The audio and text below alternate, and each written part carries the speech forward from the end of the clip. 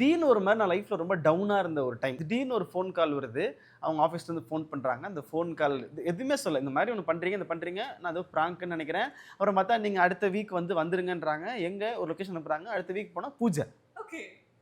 A wait what is What what happening? What is this what's man அப்படின்ற மாதிரி எனக்கு அப்படியே பார்த்தா பெரிய நிறைய ப்ரெஸ் பீப்புள்லாம் இப்போ கேமரா வச்சுட்டு நிற்கிறாங்க. இந்த பக்கம் பார்த்தா ஃபுல்லாக ஒயிட் அண்ட் ஒயிட்ல தனுஷ் சார் நிற்கிறாரு, நித்யா மேனன் மேம் நிற்கிறாங்க, பிரகாஷ் ராஜ் சார் இருக்காரு, பாரதிராஜ் சார் இருக்காங்க, அனிருத் இருக்காரு ஒரு பக்கம், ஓம் பிரகாஷ் கேமராமேன் இருக்காரு, சன் டிவியோட சன் பிக்சர்ஸோட ஓனர்ஸ் இருக்காங்க. எல்லாம் நான் அப்படியே பப்பு நான் அசிஸ்டன்ட் போய் சொல்கிறாங்க சார்கிட்ட, தனுஷ் சார்கிட்ட இந்த மாதிரி சார் பப்பு அவர் வந்துட்டார் வந்துட்டு கூடுங்க வா வா வா வா வா வா வா அப்படியே நான் போய் அப்படியே ஒரு மாதிரி பதட்டமா போய் அப்படியே நிற்கிறாரு.